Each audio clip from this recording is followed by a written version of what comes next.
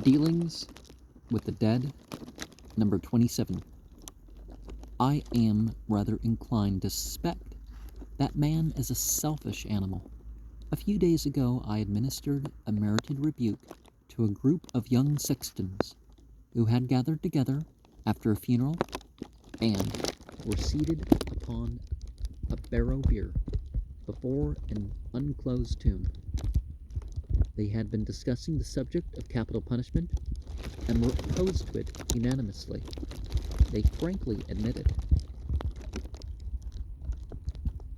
that they were not influenced by any consideration of humanity, but looked simply to the fact that as the bodies of executed criminals went commonly to the surgeons, every execution deprived us of a job.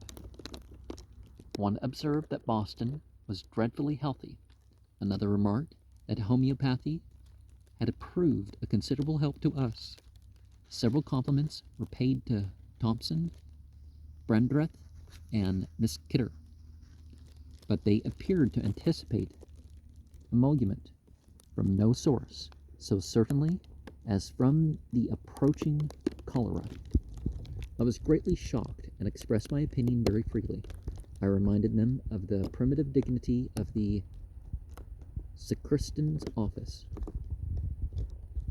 I should deeply regret to see our calling reduced to the level of a mere trade, with its tariff, shrouds all rising, coffins looking up.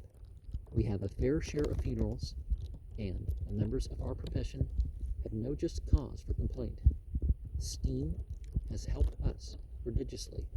It has been said that comparing the amount of steam travel with the amount of at the steam travel, i.e.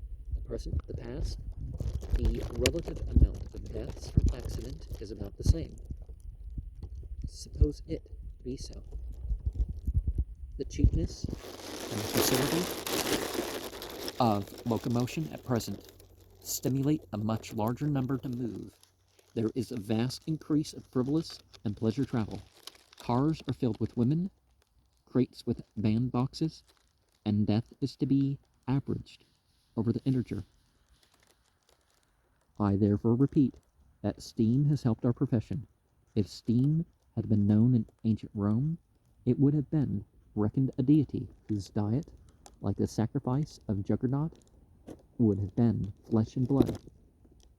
There is a very natural sensibility on the part of steamboat and railroad proprietors to the announcement of disasters by steam.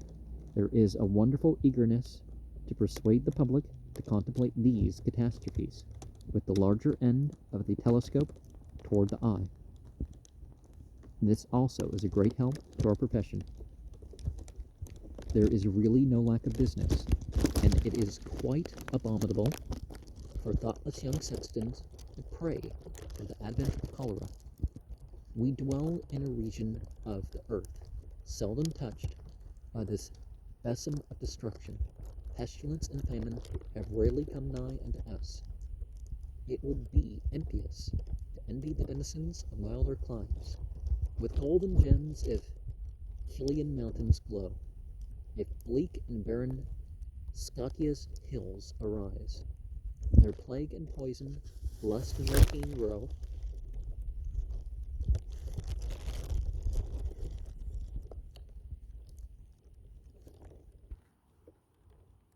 Here peaceful are the vales and pure the skies. I thank heaven I was not an undertaker in London in 1665, when there were scarcely enough of the living to bury the dead. When I used to wrap myself up in the pages of Robinson Crusoe, how little I suspected that Daniel Defoe was the writer of some 20 volumes beside. His inimitable history of the plague of 1665 is an admirable reading for the members of our craft. At irregular periods, plague, yellow fever, sweating sickness, and cholera have visited the earth with terrible effect. Let us take a cursory view of these awful visitations. In AD 78, 10,000 perished daily at Rome. The plague returned there, CE 167, terrible plague, in Britain, 430. A dreadful plague spread over Europe, Asia, and Africa, 558, and continued for several years. 200,000 died of the plague in Constantinople in 746 of the Common Era. This plague raged for 3 years and extended to Calabria, Sicily, and Greece.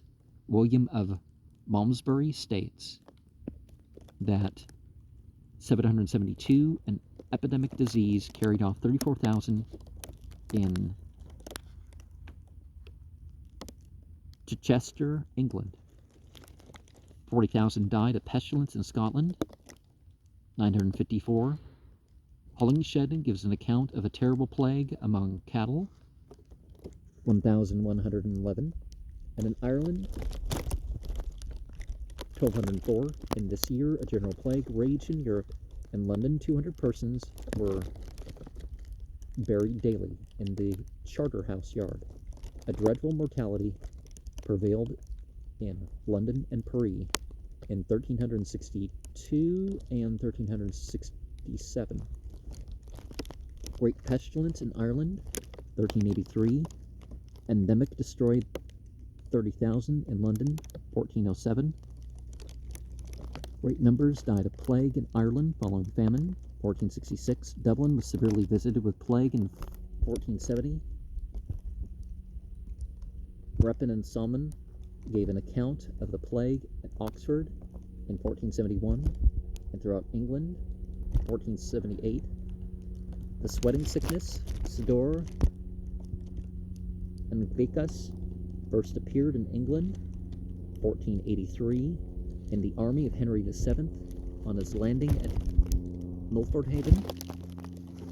There's some sort of flesh-eating disease that broke out among some of the Israelite soldiers in 2000, at the end of 2023. So we'll find out. A year or two after, it traveled to London and remained there with intermissions for 40 years. It then passed over to the continent and overran Holland, Germany, Flanders, France, Denmark, and Norway. It continued in those countries from 1525 to 1530. It then returned to England and was last known there in 1551. It was a malignant fever, accompanied with very great thirst, delirium, and excessive sweat. Dr. Caius called it a contagious pestilential fever of one day, prevailing with a mighty slaughter as tremendous as the plague of Athens. Dr. Willis says its malignity was so extreme that as soon as it entered a city, it made a daily attack on 500 or 600 persons, of whom scarcely 1 in 100 recovered. Strype says the plague of sweat this summer, 1551, was very severe and carried away multitudes of people, rich and poor, especially in London, where in one day, July 10th, died 100 people, and the next 120. From the 8th of this month to the 19th, there died in London of the sweat 872. But was it the heat, though? Stowe says that in the 9th year of Henry VII, 1517, half the population in the capital towns of England died of the sweating sickness, and that it proved fatal in 3 hours. In the year 1500, Stowe also says that the plague was so terrible in London that Henry VII and his court went over to Calais. The plague prevailed in England and Ireland in 1603, and London. 30,000 people died in there. And 1611, 200,000 died of pestilence in Constantinople. 35,000 persons died of an epidemic in London. In 1625 and 1632, a general mortality prevailed in France. 60,000 died at Lannes.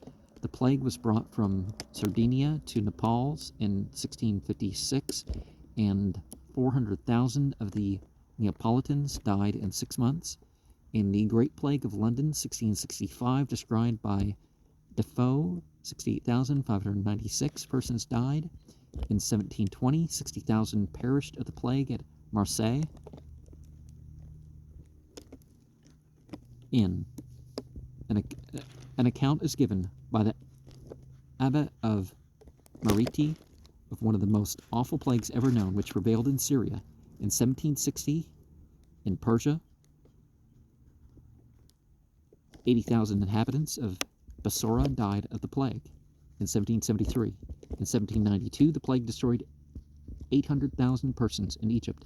In 1799, 247,000 died of the plague at Fez. In Barbary, 3,000 daily for several days. In 1804 and 1805, an immense number were destroyed by the plague in Gibraltar. At the same place, in 1828, many were swept away by an epidemic fever, scarcely distinguishable from the plague. Barely the vocation of an undertaker is anything but a secure. But in such terrible emergencies as were hourly occurring during the prevalence of the Great Plague of London, such an operator as Fontracchi would have cast aside all thoughts of shrouds and coffins. In one single night, 4,000 died. The hearses were common dead carts, and the continued cry, "Bring out your dead," rang through every heart. The foe rates the victims of the plague of 1665 at 100,000. At present, we have a deeper interest in the pestilence of modern times.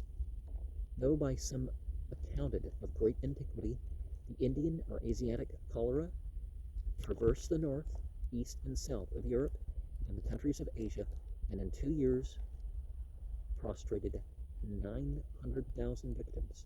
It subsequently appeared in England at Sunderland, October 26, 1831, in Scotland at Edinburgh, February 6, 1832, in Ireland at Dublin, March 3, 1832. The mortality was great, but much less than upon the continent. Between March and August 1832, 18,000 died of cholera in Paris. In July and August 1837, it reappeared in Rome, the two Sicilies, Milan, Berlin, and some other cities. Its ravages in this country were far less notable than in many others. It is very wise to cast about us and determine what we will do if we should come again, and it is very likely to take us in its progress. But let us not forget that it will most easily approach us through our fears, and probably in no disease are fear and grief more fatal avant couriers than in afflictions of the abdominal viscera. I am half inclined to the opinion of a charming old lady of my acquaintance, who, after listening to a learned discussion as to the seat of the soul, the fountain of sensibility, and whether or not it was seated in the canarian, the pineal gland, gave her decided opinion that it was seated in the ventral. I do not see the animal that this animal had a grip on.